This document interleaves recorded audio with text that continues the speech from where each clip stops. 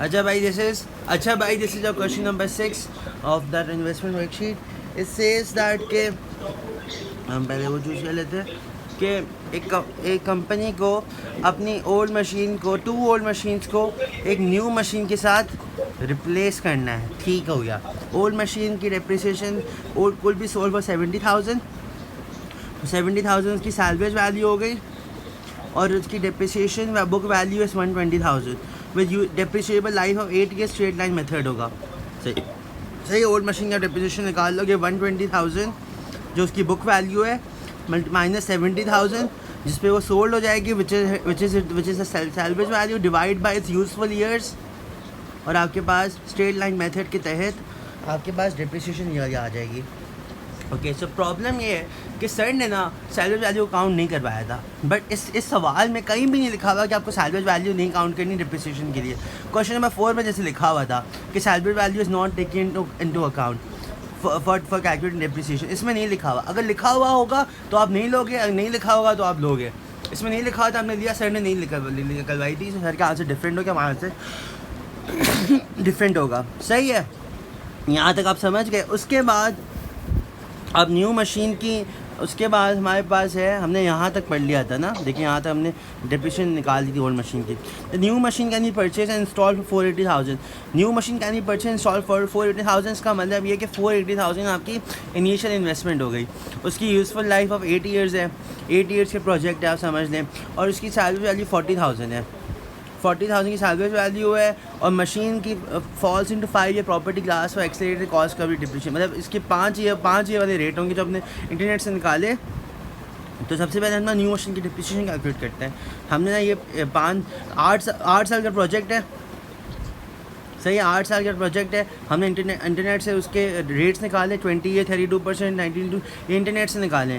तो हमने डेप्रिसिएशन हमें एनुअल निकालनी थी. तो 480,000 मल्टीप्लाई बाई 20% करते रहे.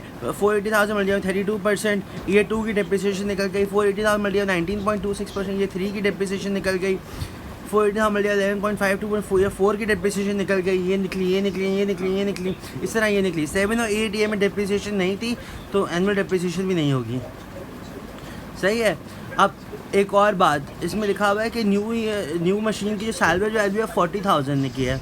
तो न्यू जो 40,000 है ना, न्यू वो 40 आपको 40 सैलवेज वैल्यू का क्या मतलब होता है? सैलवेज वैल्यू का मतलब होता है वो मशीन वो अमाउंट जो हमें वापस मिलेगी. सही है. तो salvage value is a cash inflow not an outflow. मैंने गलत लिखा हुआ है. Is a cash inflow. It's what? Is a cash inflow. It's a cash inflow because हमें वो पैसे मिलेंगे जब हम मशीन को बेचेंगे. सही है. आपने यहाँ तक कर लिया. यहाँ तक आपने कर लिया. यहाँ पे मार्क भी लगा देते हैं. सही है. यहाँ तक हमने कर लिया.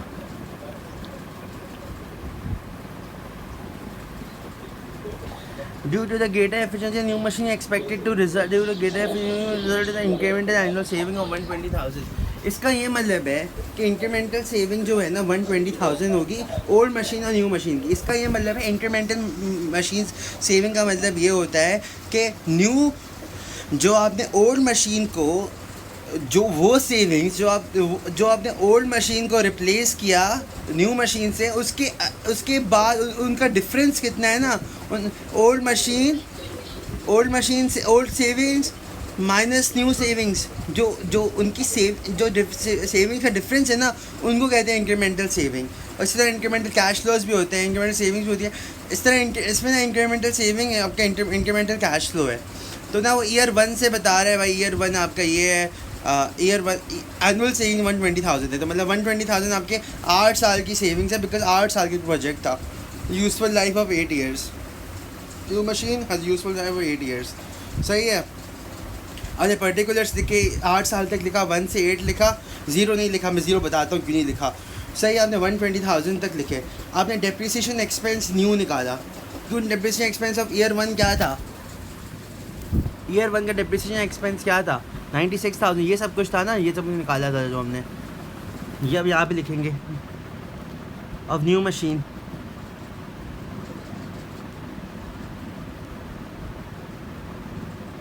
वन 3600 92 160 55 296 55296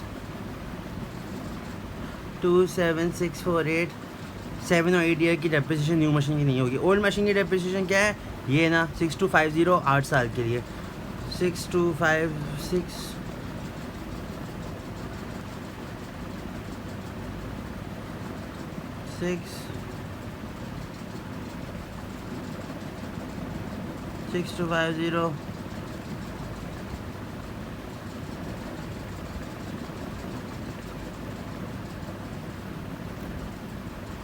सही है। अब आपको ना इंक्रीमेंटल डेप्रिसिएशन निकालनी है।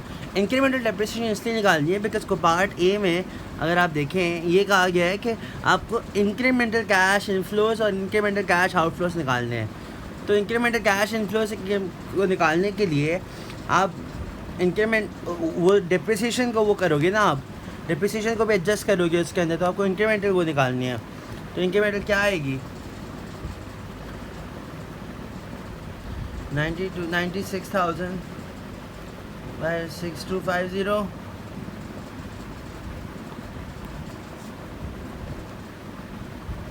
89,750 ये आप सारी निकालोगे, इसको इससे माइनस करके, इसको इससे माइनस करके, इसको इससे माइनस करके, यहाँ पे ये एग्जैक्टली 6250 आ जाएगा।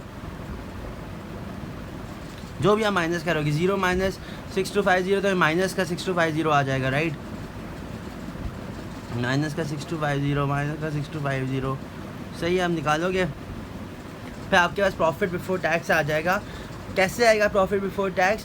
जब अगर आप याद करो कैश फ्लो का फॉर्मूला क्या था, cash flow minus depreciation equals to profit. ये था ना formula, cash flow minus depreciation equals to profit. तो आप ये कैश फ्लोज को, ये इंक्रीमेंटल सेविंग्स को इससे माइनस कर दोगे। 120,000 दिस 120,000 माइनस दिस, जो आपका आंसर क्या आएगा 89 है। 120,000 इसका आप स्क्रीनशॉट भी ले लें। You have to solve this question. 120,000 minus 89,750 that's equal to 30,250 profit. उस पर आप 34% टैक्स लगाओगे क्योंकि टैक्स मुझे प्रॉफिट पे लगता है, कैश फ्लो पे नहीं लगता। सही है। 250 मल्टीप्लाई बाय 34 डिवाइड बाय 100 10,285 आपका टैक्स है। अब आपको कैश फ्लो आफ्टर टैक्स निकालना है। तो अब ये जो आपके कैश फ्लोज है ना, ये वाले 120,000, इसको आप माइनस कर दोगे टैक्स से, तो कैश फ्लो आफ्टर टैक्स आ जाएंगे आपके पास। तो 120,000 माइनस 10,285 109,715 सही है। इस तरह आप सबके निकालोगे, सबका सेम निकलेगा। जिस तरह भी जिस सबका ही फॉर्मूला है, ये से माइनस हो जाएगा, ये इससे माइनस हो, ये नंबर 1 इससे 4 से माइनस होगा तो आपके पास ये आ जाएगा। उसके बाद टैक्स को हम टैक्स एडजस्ट करोगे, फिर टैक्स को आप इससे माइनस करोगे इंक्रीमेंटल सेविंग से, तो आपके पास कैश फ्लो आफ्टर टैक्स आ जाएगा। सब ऐसे सेम आएगा। पर उसके बाद ना आप अगर आप क्वेश्चन में पढ़ो तो ईयर 8 में ना at the end of it has a useful life of 8 years, at the end of which is salvage value of 40,000 expected। तो 40,000 की कैश इनफ्लो आ जाएगा हमारे पास। तो आपको वो एडजस्ट करना है, ईयर 8 में होगा, बाकी किसी साल में नहीं होगा। तो उसमें 40,000 आपको एज अ कैश इनफ्लो लिखना है। जो भी आंसर आएगा यहाँ पे उसको 40,000 में ऐड कर देंगे, तो आपके पास ये फाइनल कैश फ्लो आ जाएंगे सारे। यहाँ पे ये आ जाएगा, यहाँ पे ये आ जाएगा, इसमें यहाँ पे जो भी आएगा उसको प्लस करोगे 40,000 पे, यहाँ पे जो आएगा तो आपके पास फाइनल कैश फ्लोस आ जाएंगे, जिसकी आप आगे जाके एनपीवी निकालोगे या पीआई निकालोगे, जो भी आप निकालोगे। सही है। अब अगर हमें नोट करो ना, तो मैं 1 से लेके 8 ईयर्स तक निकालें, लेकिन ईयर 0 के इंक्रीमेंटल कैश फ्लोस नहीं निकाले। तो ईयर कैश फ्लो के इंक्रीमेंटल कैश फ्लोस ऐसे निकलेंगे। पहले आप देखेंगे 480,000, ये आपका 480,000 है। न्यू मशीन की कॉस्ट विच है इनिशियल इन्वेस्टमेंट, मतलब initial investment at year 0। Incremental cash तो निकाल रहे हो ना, इसका मतलब है कि जो भी इंक्रीज़ हो रहा है वो आप एडजस्ट कर रहे हो। फिर आप ये देखो 70,000 की तो हमने ओल्ड मशीन बेची थी, अगर आपको याद हो। It can be sold, could be sold for 70,000। सही है, ओल्ड मशीन कोड भी तो वो भी हमें एडजस्ट करना है कि हम यार 70,000 में माइनस किया, उसके बाद हमारा टैक्स बेनिफिट भी इंक्लूड करना है, तो उसको भी एडजस्ट करना है। टैक्स बेनिफिट कैसे वो किया, अगर आप देखो इसमें लास्ट लाइन में लिखा हुआ है कि भाई company's corporate tax is 34% and in any year on the project assume the company will receive a tax credit of 34% of such loss। अगर कोई लॉस हुआ तो 34% कंपनी को टैक्सेस मिलेंगे, मतलब क्रेडिट मिलेगा। सही है। तो अगर आप ये देखें, ओल्ड मशीन की बुक वैल्यू थी 120,000, ओल्ड मशीन की बुक वैल्यू 120,000, पर वो गई कितने की 70,000 की, तो कितना नुकसान हुआ 50,000 का नुकसान हो गया। तो आप इसलिए 70,000 minus 120 50,000, 50,000 multiply by 34%, that's your tax benefit, that's equals to 17,000। तो आप वो भी एडजस्ट करोगे, उसमें माइनस करोगे to get the net incremental investment of 393,000 which will be a year zero की अमाउंट। जब आप NPV निकालोगे तो आप ये अमाउंट यूज़ करोगे। अच्छा, मैं ये फिर से समझा रहा हूँ। 480,000 आपकी कॉस्ट ऑफ मशीन थी, आपका initial investment. Sale of old machine हमने इसलिए एडजस्ट की बिकॉज हम लोग इंक्रीमेंटल कैश फ्लो एट 80 निकालने हैं, मतलब हम लोग कितने एडिशनल पैसे डालेंगे। इंक्रीमेंटल कैश फ्लो का ये मतलब है हम लोग जैसे इंक्रीमेंटल सेविंग का मतलब ये था कि ओल्ड मशीन को रिप्लेस करने के बाद जो न्यू मशीन आएगी उसको जो पैसे मिलेंगे हमें, उसका इंक्रीमेंटल उसको रिप्लेस करके कितना इंक्रीज़ आएगा। इस तरह हम इंक्रीमेंटल कैश इन्वेस्टमेंट निकालने के लिए ईयर ज़ीरो के लिए भाई 40,000 आप निकाल लो, लेकिन 70,000 40,000 का तो आउटफ्लो कर रहे हो, लेकिन 70,000 तो इनफ्लो भी आ रहे हैं ना ओल्ड मशीन बेच के, इसलिए आप एडजस्ट करोगे। टैक्स बेनिफिट भी तो आ रहा है 17,000 का, वो भी आप एडजस्ट करोगे अपने इनिशियल इन्वेस्टमेंट में। तो आपकी इनिशियल इन्वेस्टमेंट उसमें 4,80,000 नहीं है, आपने ओल्ड मशीन भी तो बेची थी ना, वो भी तो एडजस्ट होगा ना। तो ये है पूरा सवाल। अब इस तरह आप इसका दूसरा पार्ट ये है,